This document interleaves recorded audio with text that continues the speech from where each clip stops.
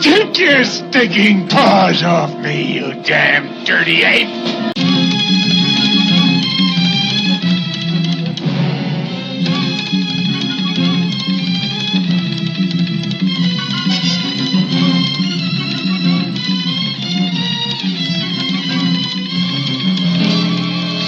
Return to the planet of the apes.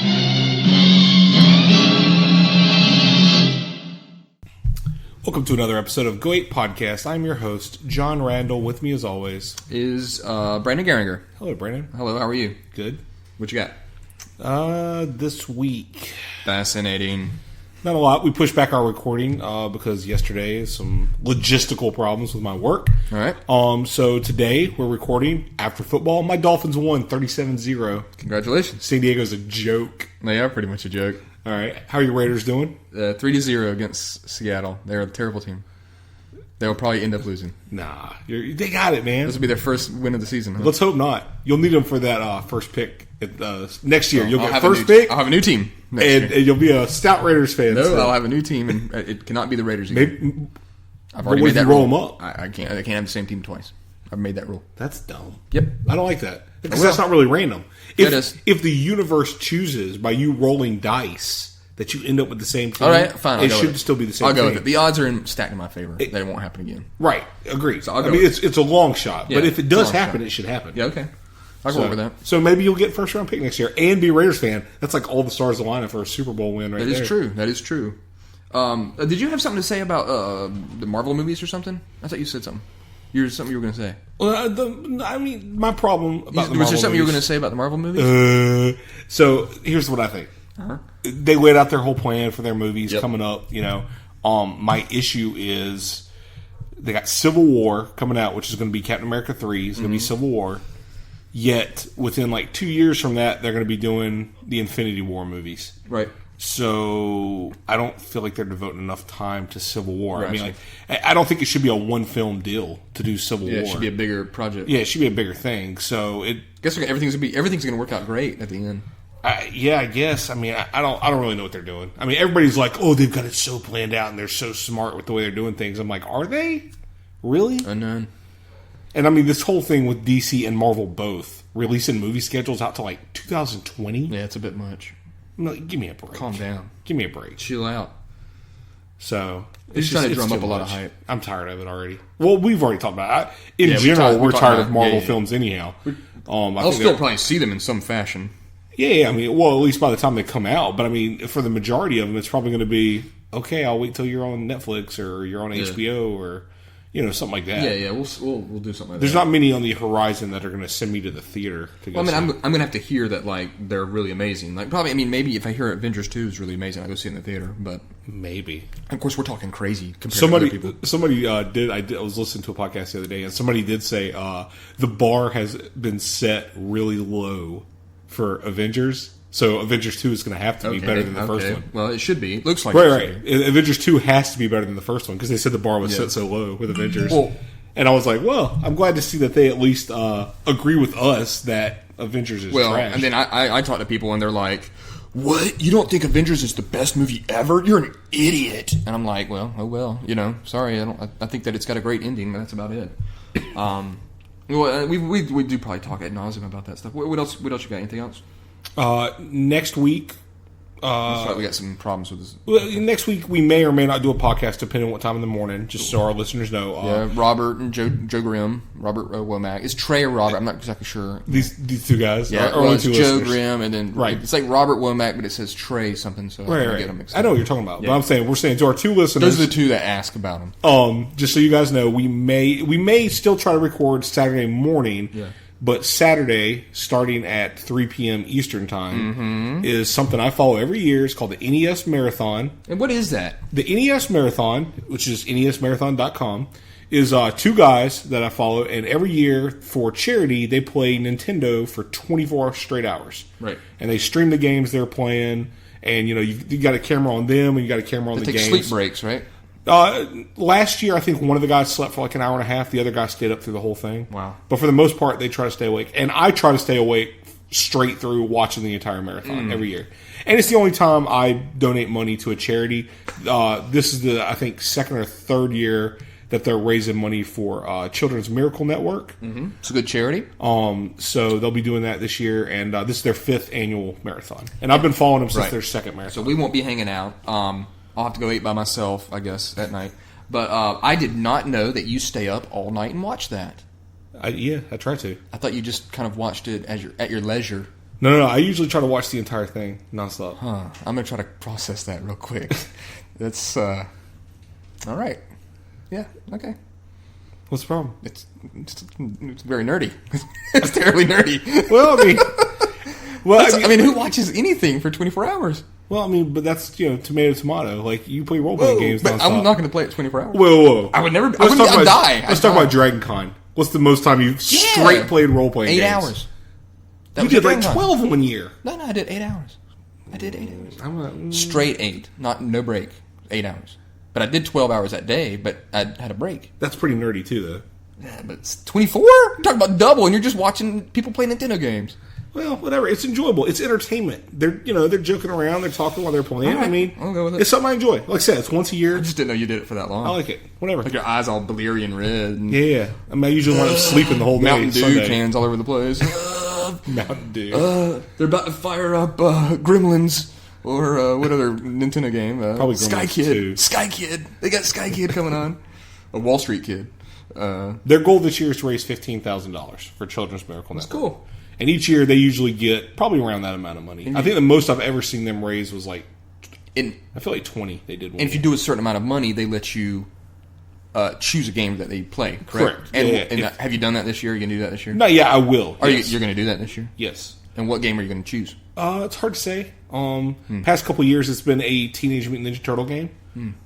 So this year I'll probably branch out from that and pick something else. But they also have a tier system that once they raise a certain amount of money, right, they play a game or they have a challenge at that level. Like at one point, Pat will try to do like a no death Contra run, which he succeeded at last year. He made it through the entire game without dying. Whoa! So that's hardcore. But after like a certain amount of money they reach, they're like, okay, we've unlocked this challenge, or we'll play this game, stuff like that. So, but I encourage everybody go out, donate, because it's a good, it's a good charitable cause and it's tax deductible. Maybe you could put the link up on the website or something. Maybe I will do that. Because that website gets so much. Our website gets so many hits. It's true. It gets a lot of hits. It's no hits.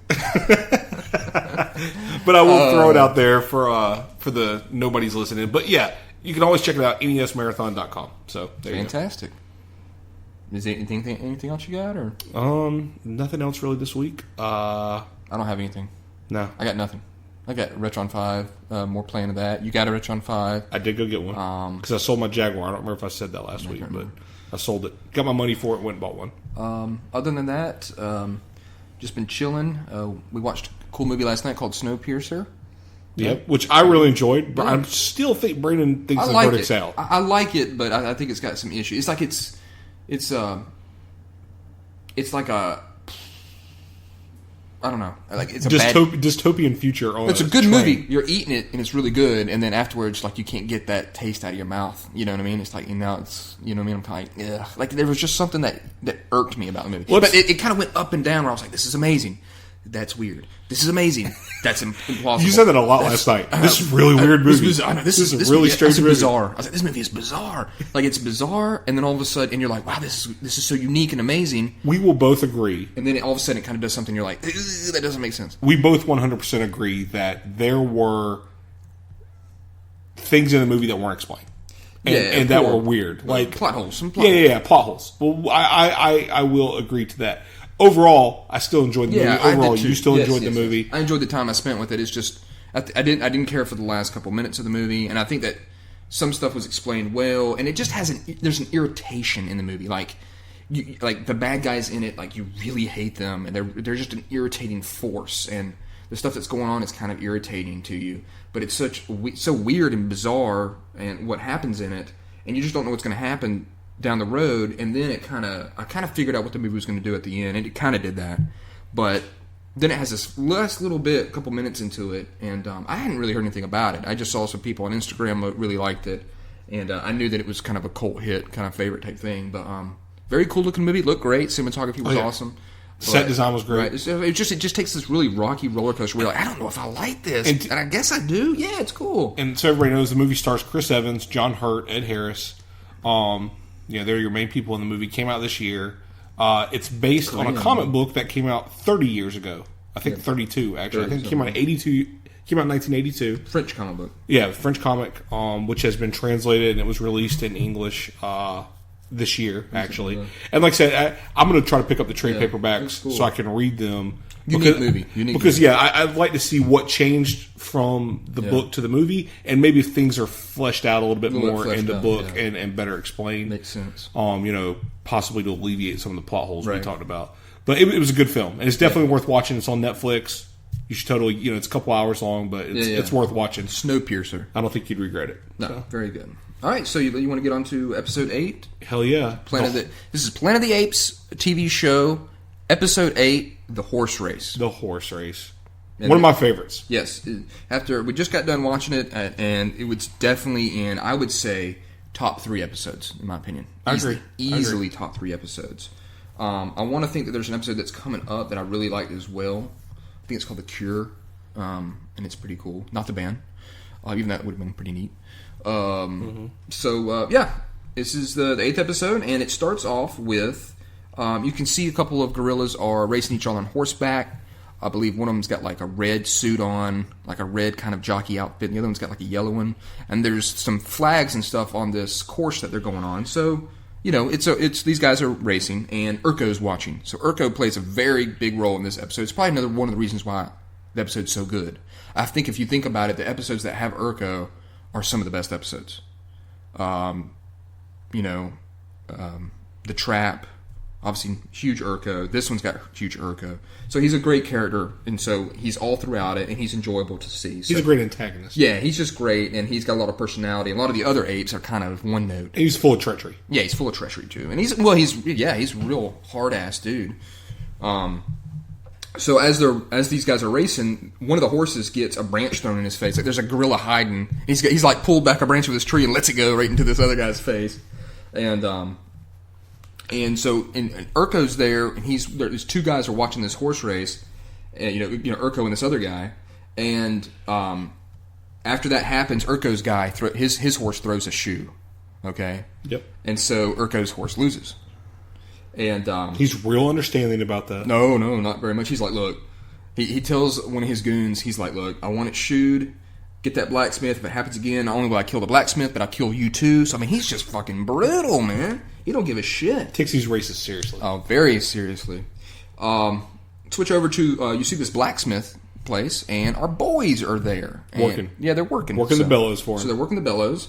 And again, small world in which whatever they're doing has some sort of relation to Urko and all this stuff. So the blacksmith's there. He has a son who's got a very pretty mouth, is what I want to go ahead and say. And very pretty. And, looks like a young, mutated Christian Bale. Yeah, a little bit mutated. Even though Christian Bale looks a little mutated too, in my opinion. I guess so. But he's a good-looking guy. So the boy is talking with Galen. So Galen's there, and he's asking him pretty much, why should we listen to apes? And he's kind of like, well, we got... In roundabout way, he says, well, we got bullets. We got guns. You better listen to what we say, you'll get shot. So they're working there. This guy, they've been helping this blacksmith. And all of a sudden you hear horses coming, right? And our boys hide. And it's these gorillas coming up. They're like, look, we want this horse shoed. This is the horse for the race, Urko's horse. We want it shoed. The boy gets the horse. And he's like, yeah, we'll take care of it. And he's like, look, there's been some reports of a human riding a horse. A young human. A young human. It's forbidden. Humans don't ride horses. And which the kid responds, he's like, no. That's crazy, because anybody who did that would get shot. Yeah, he's like, no one does that around here. We don't know anything about that. Nah, no one's going to do anything like that. And as he's walking in, the blacksmith like grabs his boy's hand. He's like, I know it's you that's been doing that, you dumbass. He knows it's been his boy that's been riding, the horse. And all of a sudden, you hear this scream. Yeah, exactly. That's what it sounds like. That was almost perfect. It's a Galen scream. I tried to channel Narcissus Prince right there. That's pretty good. It's a Super Punch Out reference. And so he switches in, and Galen's inside the blacksmith there. He's been stung by a tiger scorpion, they say. And his arm is instantly curled up on itself. Yeah, he's a real mess. And they say that the tiger scorpion only strikes you. The blacksmith runs in. He's like, "You dumbass! It only strikes you if you move." Yeah, if you wouldn't have moved. Yeah, if you wouldn't have moved, you'd have been all right. So I guess you just sit there indefinitely until it decides to crawl off. Yeah, little help, like yelling out, "Help me out!" And you find out that the clinic to help him for an antidote is 5 miles away. What are they going to do? Well, I'll tell you what they're going to do. They're going to give up because the blacksmith says he's got no chance of living. Just give it up. You're going to die, Galen. 5 miles away. Adios. Nothing you can do. Yeah, you're going to hear "Booyah!" And Galen's going to be feet up, dead. KO'd. Yep, KO'd. And the boy's like, no, look, I'll go. Alan and Peter are like, no, you can't go. We'll go. And the boy, of course, he's pretty smart about this. He's like, look, you don't know this area. I know some shortcuts. He's going to die. I know how to get there fast. I'm quick. I know these shortcuts. Let me do it. And they're like, fine, go do it. He takes off, right? Now, he stashes his horse before he gets to the just outside town. So the people don't see him riding when he comes in the town. It's very smart. He's a pretty clever kid. And then ultimately in this TV show, he's decent. I mean, he's a cool character. He does all right. A little bit of a moped or some shit. Fucking neighbors with these damn go-karts, man, riding out there on the They street. love those go-karts. That's illegal. And it's getting dark. I hope he gets hit. Jeez. Fuck All of a sudden you hear, "Booyah!" Wow, I just said I hope somebody gets killed on our podcast. Who cares? Let God sort him out. Well, I've already said that pretty much about Joaquin, so. Let's rehash that. No, let's not do that. So there's a female chimp at this clinic who's a bit of a weirdo. And he's kind of like, look, I got a dude. He's all busted up from this scorpion sting. Help me out. And she goes in and gets the antidote, gives it to him, says it has to be administered by mouth. And so he takes off by foot, trying to get back to his horse. And before she gives it to him, she goes, "How long ago was he stung? Because if he doesn't get this within a certain amount of time, he's dead." And the kid tells her, and she's like, "You tell me the truth?" He's like, "Come on, you're wasting time." I know. Hurry up. He's real like waiting. So he takes off to get back to his horse. Correct. And I'm burping a little bit, so that's going to slow us down. Terrible. And then, so it's weird. It shows like a camp, and you see some Gorilla Goon Squad coming out of it, and they walk like 20 feet away, and they're like, "We'll camp here. There's too many loudmouth humans in the camp, so we'll camp right here." Well, it's very close where he stashed his horse. The boy stashed his horse. So he kind of sneaks, gets on his horse, busts through the ranks of those gorillas, and startles them. And they're like, "What the fuck?" And they take a long shot at the horse. You're not sure if he got hit or not, the boy. Because he kind of leans forward. Yeah, he kind of leans forward. He makes it back, hands off the antidote. Peter goes and gives it to Galen, tries to help Galen out. And you find out that the horse has been shot by the goon squad. It hit it on its shoulder. But it looks like it's going to be okay. They just need to get the... But this is the horse they grabbed. This was Urko's horse, right? Wasn't that Urko's horse? Yeah, I think it was. It was Urko's horse. So, of course, it's a fast horse. They want to, use him to get there. So, of course, those guys are like, we think... the Gorilla Goon Squad's like, I think that was the blacksmith's son. I'm not sure. Let's go to the blacksmith and find out. So, Alan's going to help. He's got a knife. He's going to try to get out the bullet from the horse's shoulder blade. Gorillas show up. The boy hides. And they're like, "Look, dude, was it you that was..." Of course, how do you mistake Alan's blonde, looks like fields of gold wheat on top of his head? Not by Sting. And exactly. And he's a good 8'2", on that horse. How would you would definitely recognize that mop, that sweet golden haired mop. But he's like, I'm not going to answer that, but I got to take care of this horse. And he doesn't die. I'm not going to deny anything, but I've got to take care of this horse because he does have farm skills. That's known, demonstrated. Yeah, it's been demonstrated before. And all of a sudden, the blacksmith boy pops up. He's like, "It was me who was riding the horse." Very sweet mouth, obviously, like we've said. He's like, "Okay, let this guy go. Take the boy." And he says to the blacksmith, he says, "Hey, you'll be able to watch your boy get executed." So congratulations. Good luck to you. Your dad. I said, "Dad can watch."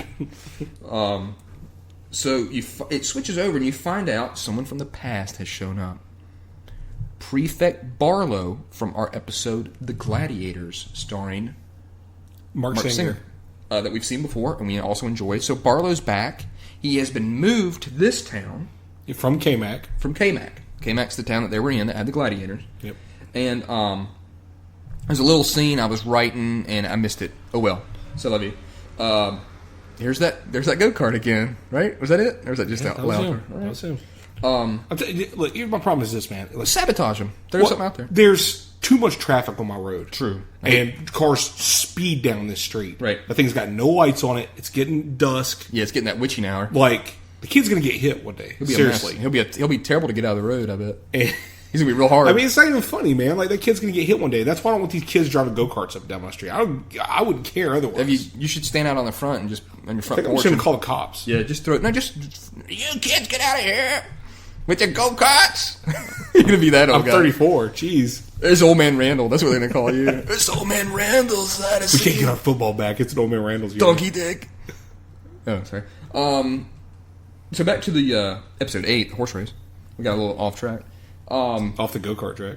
So Peter Peter now until the blacksmith, he says, look, we're going to talk to the prefect. And he's like, oh, Prefect Barlow. And they're like, what? Prefect Barlow? I know that guy. We know that guy. He's a friend of ours. Yeah, he's a friend of ours. Galen pops his head in. He's like, oh, yeah, he's a good buddy of ours. We know Barlow. Barlow from K-Mac. He said, they'll remember us. I mean, he'll remember us, you know? I'll go talk to him. Everybody's going berserk that Galen's out of bed. I know. They're like, Galen, get back in bed. And he's like, I'm doing all I feel right. great. That antidote was instantly working. It was some good essence of whatever. And more. We're going to see. Yeah, that kid's really tearing it up. We'll have to beat that kid with hoses. Or metal sticks. Just the hose. Yeah. He says, look, I'll talk to him, and you guys will be my servants. You'll run beside me on the horse, because you're not going to touch a horse. Keep a respectable distance. Yeah, keep a respectable distance away from me. They head into town, and it's a very happening town. A lot of hustle and bustle going on in this town. Of course, they got this big horse race coming up, obviously. And they can see the boy in a cage. He's in a cage, like on the back of a cart. You know, so they see the boy. Terrible existence. Yep. They show up, and Barlow's like, hey, what the hell y'all doing here? Y'all are wanted men. Yeah, don't you know you're still wanted? Yeah, you're still wanted. So they gab to him the story. Look, we need your help. They're like, he got bit by a scorpion. We need this help. And at this time, only thing I'm really paying attention to is how fucking awesome Barlow's wooden desk is. It's just an awesome looking piece of furniture that I'd really like to have. A lot of space on it, curves around him, kind of very cool. And they're like, look, Barlow's like, look, man, I can't really help y'all out. But they're like, I can ride. He's like, I've got this big race coming up. And he says, look, humans can't ride like apes can. And Alan's pretty much saying, look, I've got the skills. I'm Alan. I was on a farm, right? Yep. Like, I'm really fast. And I believe Peter makes a boast for him as well. What's that? No ape can ride like Alan does. It's very true. In which Alan looks a little unsure about the boast Peter's made. I know. He's like, wait, he's kind of like, I can ride and all, but let's not get crazy. Let's not get nuts here. But he keeps his mouth shut to help keep the ruse going. Mm-hmm. I'm going to talk louder because I hear that damn go-kart coming again. He's on a go-kart. Look at him go, that guy. Sons of bitches. You need to get a high-powered rifle and just shoot him from the top of your house. I have a high-powered rifle. We got to get him. I got no way to go on the roof, though. That's what stopped That's an effort. That's a tough effort. So he's like, well, I've got a horse. He's like, I've got a horse that we're gonna test you out, Alan. I want to see if you can do what you say you can do. Of course, what does he have? They give him a horse that's never been ridden. No ape has ever been able to break this horse. Absolutely berserk horse, like super insane horse. He's not broken in yet. No ape's ever been able to ride him. Yep. We'll give it to Alan. Yeah, give him a ride him. It's in an fenced area, and it's instantly bucking on his two guys. I was ready for one of those guys' heads just explode from one of those hooves coming down. Now, I want to say something real quick. Go for it. What's about to happen is not a stunt double. No. This is 100% Ron Harper. This is Ron Harper that's breaking this horse. He has green hair for a brief moment. It's a stunt double. All right. We're talking Star Trek the original series stunt double quality stunt double. Yeah. I mean, it's amazing how much this guy is not Ron Harper. Yeah, he's probably about easily 6 inches shorter, probably, and stouter. His hair did look green. Possible yarn or hay. Yeah, hay hair. Some sort of mop head. Yeah, some sort of mop head. It did not have that real gold sheen. Exactly, which is the funny thing. Like, if you're gonna, I mean, it was. Remember in the Toxic Avenger? Yeah. When he gets not like the lead before he becomes toxic, he has blonde hair. He has blonde hair, and then he goes out the window into the toxic thing, and it's like a guy with brown hair. Yeah. Like we're talking that level of like They didn't even try. Real mismatch is what they did. So, of course, he's starting to break it. The horse, it busts through the fence, and he breaks the horse. And everything turns out fine with him and the horse. So that's going to work. Yep. And it's a very fast horse. Super fast horse. Super fast. So, of course, he's got the skills to do it. And Barlow tells him, look, I've been challenged against the fastest horse, Urko's. And I want Alan to race for him. And they're like, how's Alan going to do that? You know, he's like, how are we going to finagle it that you're going to put a human rider in this horse race? And Barlow's like, look, I've got certain powers over Dr. Zaius. Zaius powers. Zaius powers. He has some weight, I guess, with Zaius, and he said I can finagle it. Political powers. Political powers. And so it shows Urko coming into town, and he talks to Barlow, and he's kind of like, what are you doing? You got a human rider? Are you mad? Are you crazy? You know, that's what Urko says to Barlow. Barlow's like, he's like, you're nuts. And they have a little wager, and he says, look, I trained this guy myself, this human. He's very good. The horse is, I'm gonna win. He says, if I lose, Urko says to him, if you lose, you're gonna lose all your horses and your lands. All right. And he says, and what if I win? He says, if I win, I want to go back to K-Mac. Which we both said should have shot a little bit higher. With his bargain. Shampoo. He wanted shampoo. I mean, but all those apes already have such a nice luster. That is true. So that's really Perry asked for shampoo when he got his big deal from. He did indeed. Solstein Bernowitz. I'm just saying that he blew it. You blew it. He could have went for something else. Yeah. But I just want to go back to K-Mac. He could have had this guy eating out of the palm of his hand. I mean, anything. Yeah, I just want to go back to shoot a little bit He doesn't higher. like this place. He basically said, I want a job transfer. Yeah, transfer me out of here. That's what he said. And Urko's like, all right. If that's what you want. I mean, he literally said it. He goes, if that's what you want, okay, idiot. Whatever. And he pretty much laughs his way out of there. Yeah. Barlow goes and tells Galen and Peter that Urko is known to cheat. Okay? I think we saw that in the beginning. We all knew that. We all knew that. Yeah. And Peter's like, well, I want to put the odds back in our favor. So he and Galen, they go out. And he, of course, has to dig a pit. Peter's upset that he's the one that has to dig the pit. And of course, Galen's like, well, this Gotta keep up appearances. Gotta keep up appearances. And Galen's over there. He's like, I'm doing what you told me to do. And Galen, apparently, master woodsman crafter, is making he's making one of those, rattle things. He says it's like one of those cranks that you turn during New Year's. Ooh, and there's a crank. Exactly. All right. Oh yeah, there's a crank you turn during New Year's. Yeah. And so he says it's like a spool with notches in it, is what he calls it. And it's a sound maker type thing. And so they've got this water pit, but then it shows Alan, he's with the blacksmith, and he's telling him, look, dude, you've got to make these horseshoes super thin and lightweight. That's what's going to give us the extra oomph. So this horse could really tear ass, right? And it shows Urko's men, they're making a hole, covering it with trees, fucking limbs and shit. So sabotaging going on. Yep. You've got he's like, I'll make sure my rider, when he takes this jumps to the right hand side, will miss the hole. Yep. Burke will jump over the center. His horse will land right into the hole and make his horse fall over. Alan. Yep.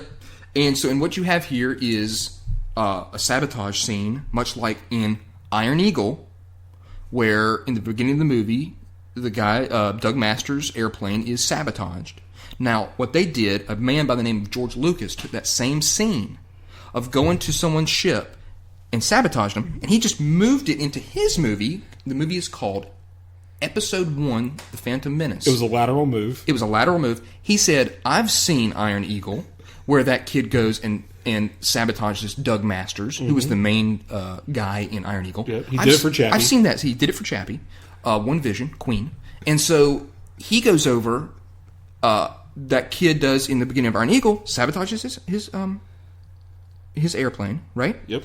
Now what happens in the middle of Iron Eagle in that race, because there's a race, and it's a race between a motorcycle and an airplane. Doesn't seem like a fair race. It's not really. The airplane, he starts having some issues. I know this is getting off track, but I think it all kind of melds together. We'll bring it around. It's a go ape. It's bringing it around. And so Doug Masters figures out that he has to go up and stall out the engine or something, and then he can gain speed, get the engines going back again when the sabotage happens, and he wins the race. Now, what George Lucas did is he had Sebulba, which is a horrible, horrible alien design. who pretty much walks on his ass, I guess. He walks ass first, if I'm not mistaken. He goes over to a young, very, very believable child Darth Vader.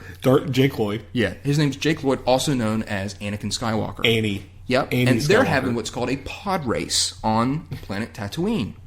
Now, Sebulba goes over... I'm sorry I even said the word Sebulba. I know, it's rough. He goes over to Jake Lloyd, a.k.a. Anakin Skywalker, a.k.a. Annie, a.k.a. Darth Annie, a.k.a. Darth Vader, goes over to his pod and does the exact same thing as the kid did in Iron Eagle.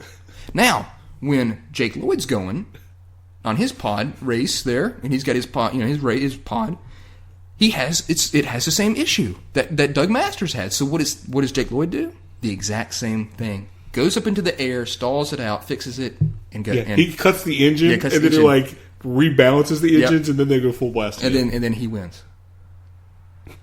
George Lucas stole the beginning of Iron Eagle. How did we get in Phantom Menace? Because just sabotages and races. This mirrors those two movies. Okay, and so so technically, this came out first, so they both stole it from this. George Lucas saw this.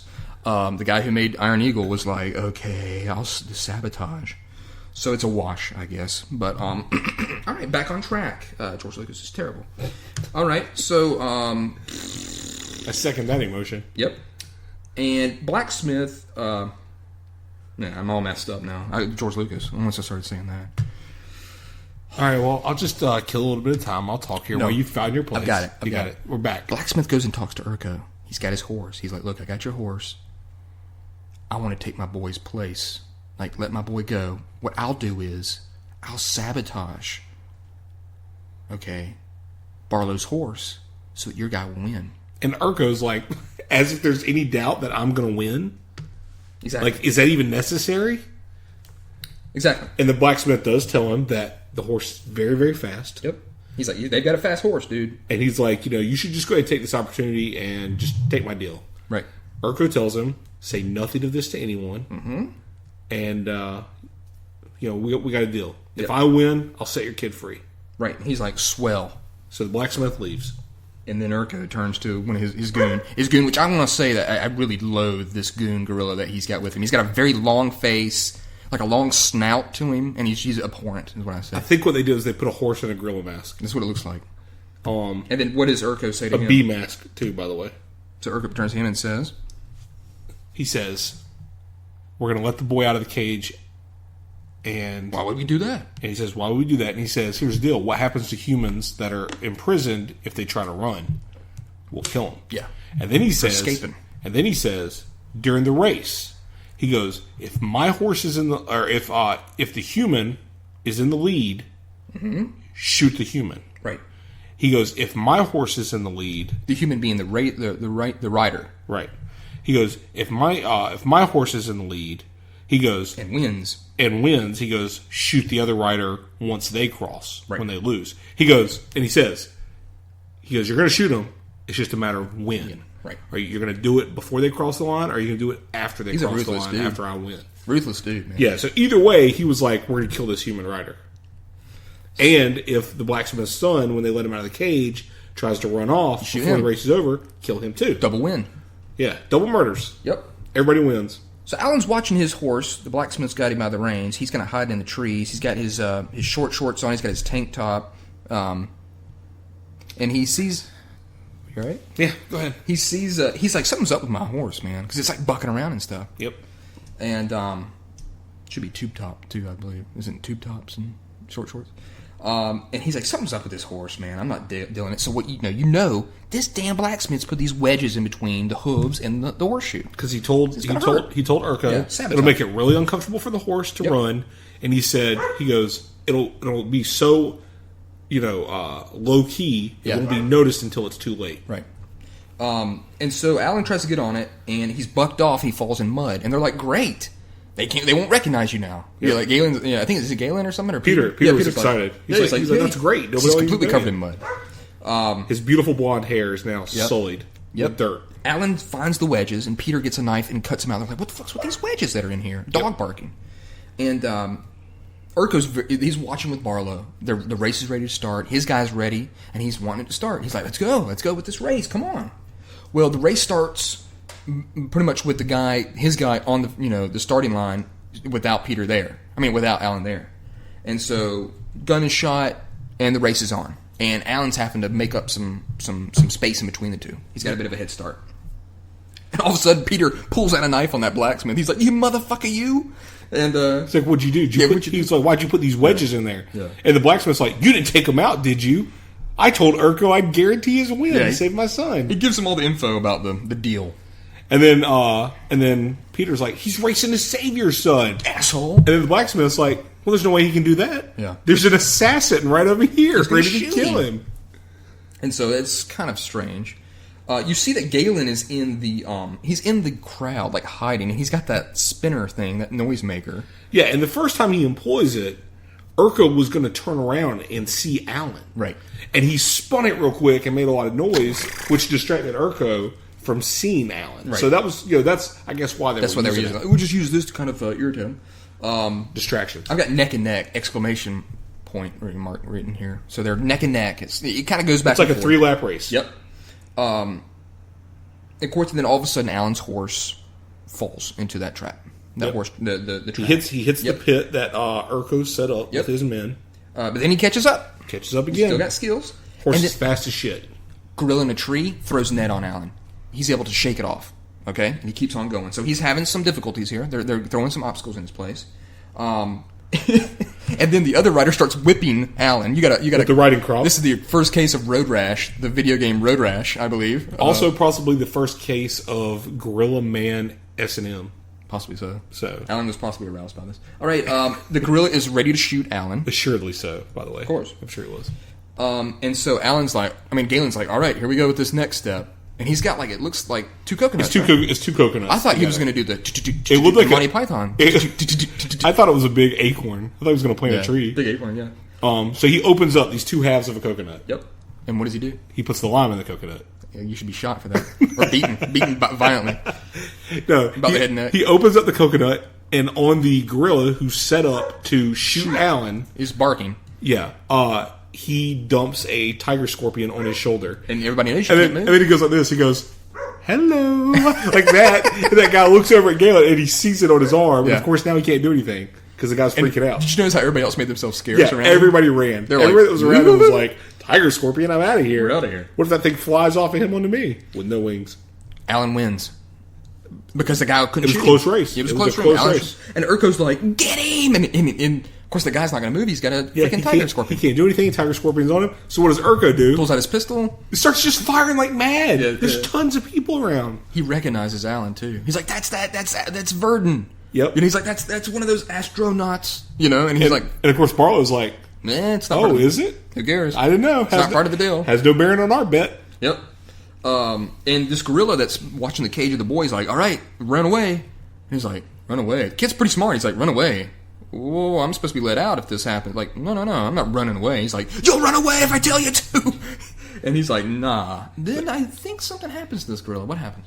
Peter, out of nowhere, comes running, double drop kick to this dude's back. Yeah, really. And then proceeds to beat the shit out of this gorilla. Really beats the hell out of him. I mean, we're talking double drop kick to the back. Mm-hmm. There's a kick to the stomach. There's a direct punch to the face. And then there's the best part. A Hadoken fireball. Peter does a Hadoken. Which is where he goes, grab by scruff of neck and pants and toss through window of this gorilla. He hated that window. I mean, all he needed was a bar there that he could have just thrown the dude down the bar. But that'd have been good. But I mean, yeah, he just grabs the dude and tosses that gorilla through a window. I wish there was a human standing there going, "Hey, my window!" One of the best ass kicking so far in the show. Pretty good. I do think that Alan's from last episode was pretty good with that 48 hit combo that he did. But possibly so. Ultra combo. But this was definitely one of my favorites. Yeah, it's very good. And then all of a sudden you see mad leaps from Galen as he jumps on top of the house. Yeah.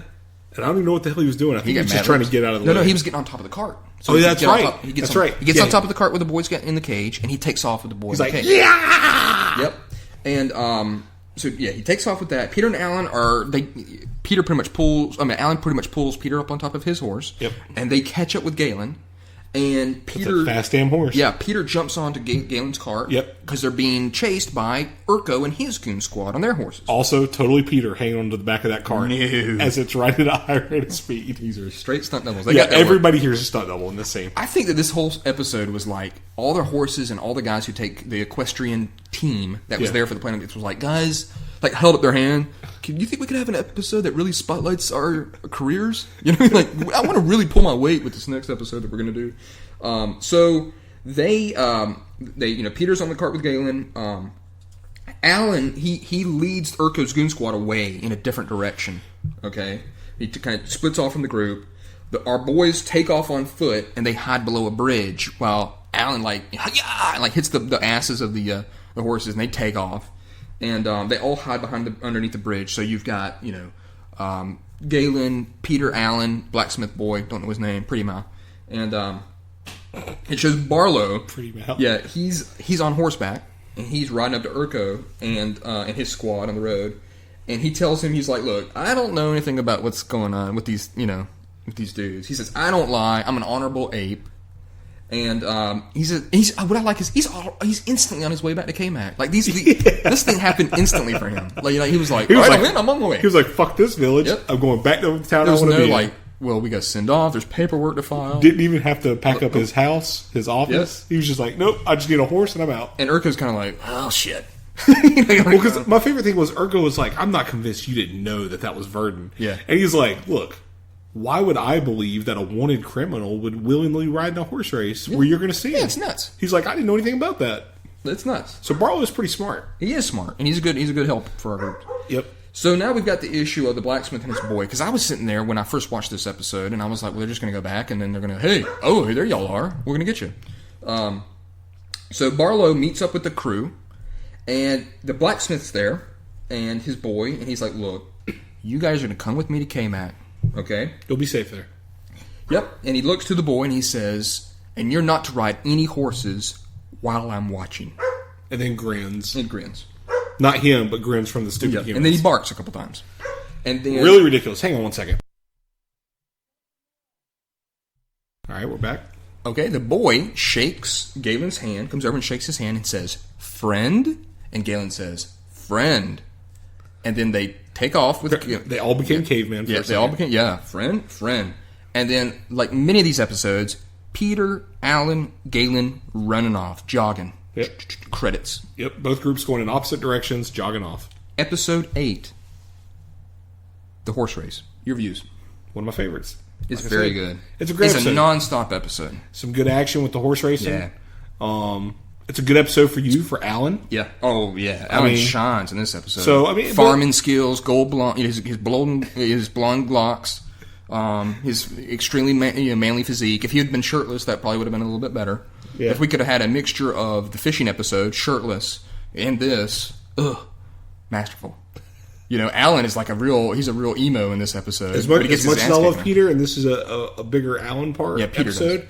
But it's definitely one of my favorite episodes. It's a very good episode because it's just so action packed. You've got these races, you've got these sabotages, and it's just a fun episode. I looked away for a minute to look at the football game. That was a punt return. Incredible. Wow.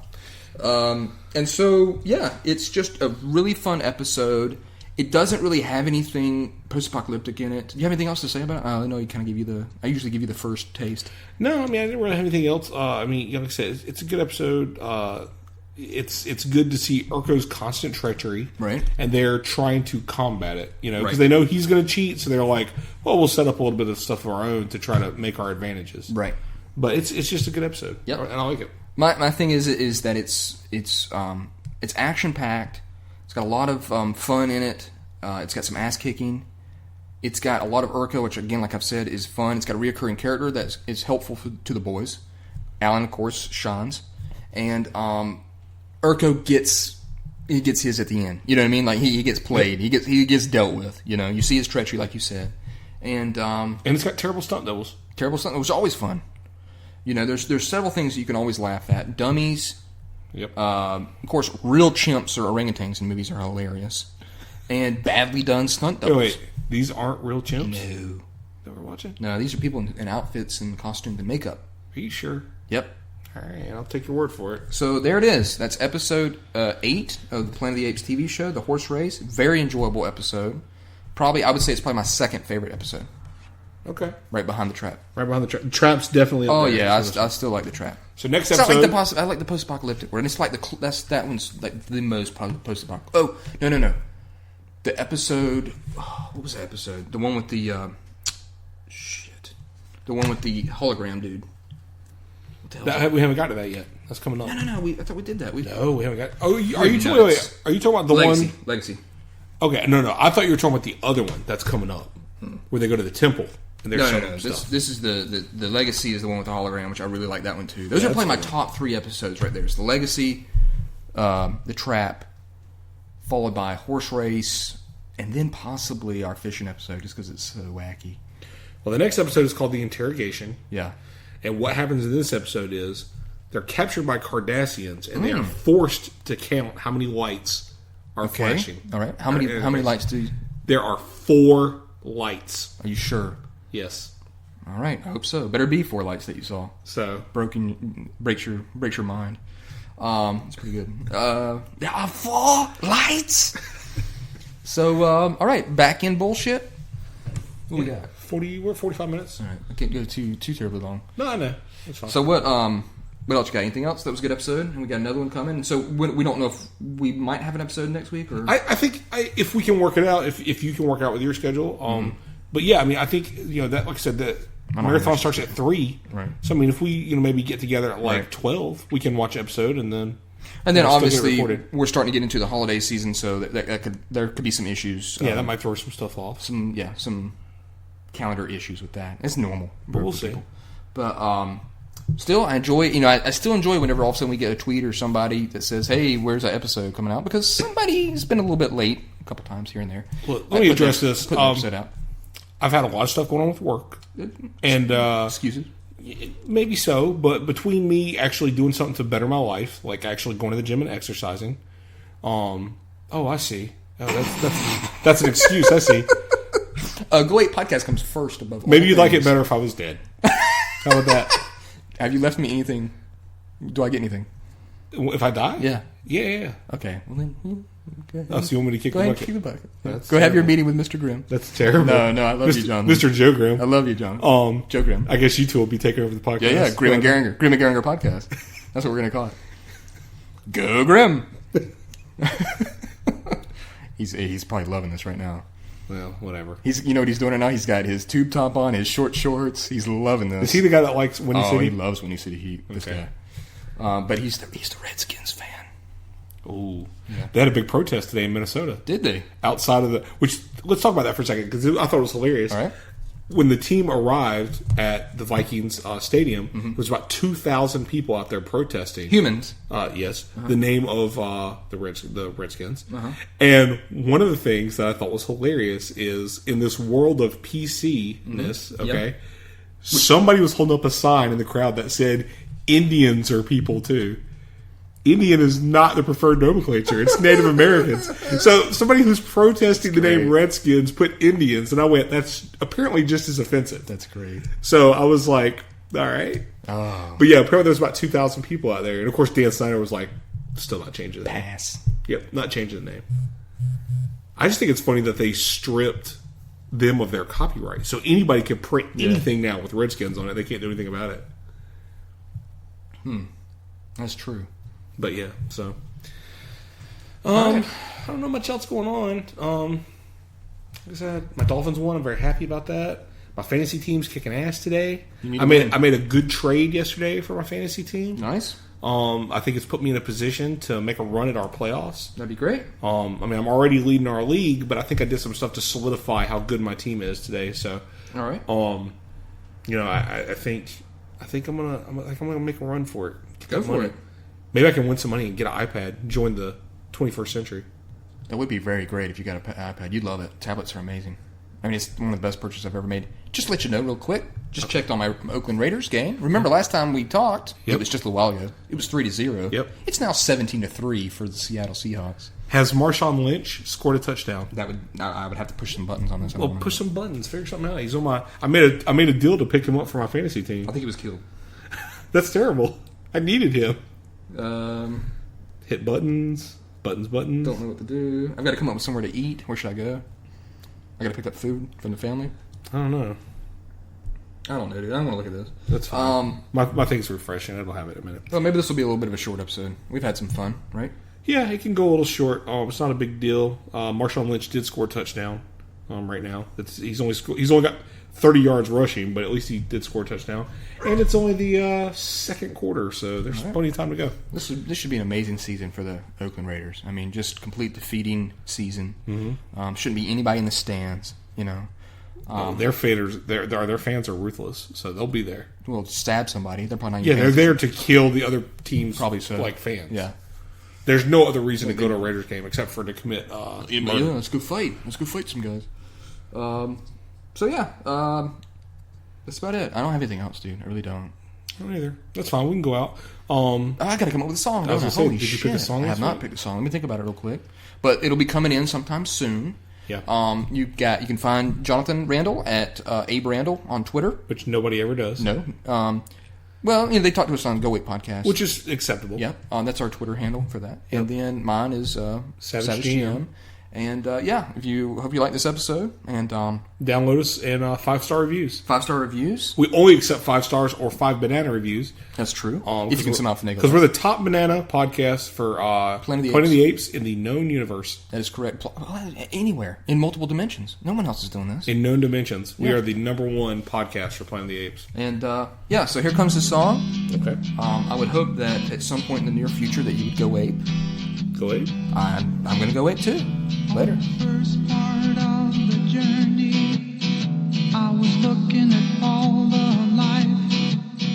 There were plants and birds and rocks and things. There was sand and hills and rain.